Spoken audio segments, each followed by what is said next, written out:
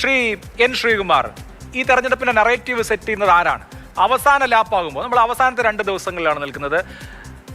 Aggressive ആവേണ്ടതിന് പകരം ഡിഫൻസിലേക്ക് പോകേണ്ടി വരുന്ന അവസ്ഥ UDF ക്യാമ്പിനെ സംബന്ധിച്ചിട്ടുണ്ടോ? ഈ വയനാട് വിവാദമടക്കം നിരന്തരമായി ചർച്ചയാവുകയാണ്. അതിനോട് നേതാക്കൾ രോഷാകുലരായി പ്രതികരിക്കുകയാണ്. ആ രോഷത്തിലെ ശരീരഭാഷ കൂടി നമ്മൾ വിലയിരുത്തുമ്പോൾ ഡിഫൻസിലാണോ എന്ന് തോന്നും. യഥാർത്ഥത്തിൽ അറ്റാക്ക് ചെയ്യേണ്ടയിടത്ത് അവസാനത്തെ ദിവസം ഒന്ന് പ്രതിരോധത്തിലേക്ക് പതുങ്ങുന്നുണ്ടോ UDF? ആ വാദത്തോട്, പ്രേംകുമാറിന്റെ വാദത്തോട് താങ്കൾ എങ്ങനെയാണ് പ്രതികരിക്കുക? നോക്കൂ ശ്രീ അഭിലാഷേ, ഇപ്പോൾ ഇനിയുള്ള 2-3 ദിവസങ്ങളിൽ കൃത്യമായിട്ട് ജനങ്ങൾ ഒരുപാട് വിഷയങ്ങൾ ചർച്ച ചെയ്യും. അങ്ങനെ ചർച്ച ചെയ്യുമ്പോൾ ഈ 10 വർഷത്തെ പിണറായി ഗവൺമെൻറ്റിൻ്റെ കഴിഞ്ഞ 5 വർഷത്തെ കാര്യങ്ങൾ കൃത്യമായിട്ടും ചർച്ച ചെയ്യും.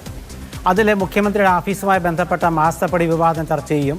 അതുപോലെ ശബരിമലയിലെ സ്വർണം കട്ടവരാരപ്പ എന്ന വിഷയം കൃത്യമായി ചർച്ച ചെയ്യും. അതിനുശേഷം ആശുപത്രിയിൽ പോയാൽ മരണമാണോ പുനർജന്മമാണോ ഉണ്ടാകുന്നതിനെക്കുറിച്ചുള്ള ചർച്ച ചെയ്യും. അതുപോലെ പോലീസ് സ്റ്റേഷനുകളിലെ പ്രതികളെ പോലെ രാഷ്ട്രീയക്കാരെയും SFIക്കാരെയും DYFIക്കാരെയും യൂത്ത് കോൺഗ്രസ്സുകാരെയും ഒക്കെ ഇടിക്കുകയും ചെയ്യുന്ന കാര്യങ്ങൾ ചർച്ച ചെയ്യും. മുഖ്യമന്ത്രിയുടെ കറുപ്പിനോടുള്ള വിരോധവും കറുത്ത തുണിയോടുള്ള വിരോധവും അത് കരിങ്കൊടി വീശിയ യൂത്ത് കോൺഗ്രസ്സുകാരെ തലതെല്ലി പൊളിച്ചതും ചർച്ച ചെയ്യും. അതുപോലെ തന്നെ കേരളത്തിലെ ഉന്നത വിദ്യാഭ്യാസ രംഗത്ത് പരീക്ഷ എഴുതാതെ പാസ്സായ കാര്യം ചർച്ച ചെയ്യും. അതുപോലെ ആശാസമരം ചർച്ച ചെയ്യും. അതുപോലെ തന്നെ നമ്മുടെ നഴ്സുമാരുടെ സമരം ചർച്ച ചെയ്യും. അതുകൂടാതെ കൃത്യമായി ചർച്ച ചെയ്യുന്ന ഒരുപാട് വിഷയങ്ങളിലെ PSC നിയമനം കിട്ടാത്ത കാര്യം ചർച്ച ചെയ്യും. പിൻവാതിൽ നിയമനം ചർച്ച ചെയ്യും. ഇതൊക്കെ ഈ 2 ദിവസമായിട്ട് വരും. അപ്പോൾ അതിൽ ഈ ഗവൺമെൻറ്റിൽ ഈ പിണറായി ഗവൺമെൻറ്റിൻ്റെ കഴിഞ്ഞ 10 വർഷത്തിനിടയ്ക്ക് എന്തുകൊണ്ട് 3 മന്ത്രിമാർക്ക് രാജിവെക്കേണ്ടി വന്നു? EP ജയരാജൻ എന്തുകൊണ്ട് രാജിവെച്ചു? AK ശശീന്ദ്രൻ എന്തുകൊണ്ട് രാജിവെച്ചു? സജി ചെറിയാൻ എന്തുകൊണ്ട് രാജിവെച്ചു? ഇതൊക്കെ ചർച്ച ചെയ്യേണ്ടി വരും. ഇങ്ങനെയൊക്കെ ഉള്ള ചർച്ചയാണ് ഇനി വരാൻ പോകുന്നത്.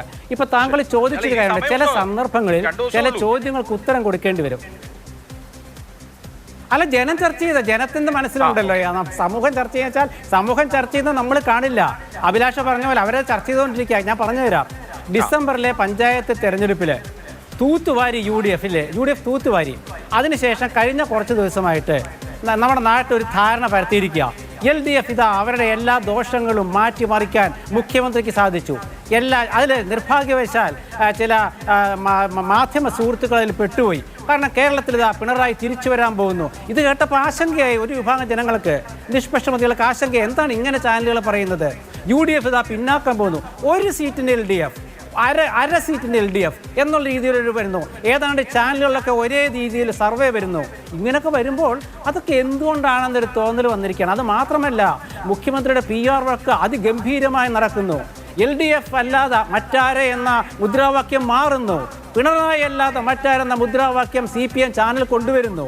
ബിനോയ് വിശ്വത്തെ പോലുള്ളവർ പരിഭ്രമിച്ചിരിക്കുന്നു.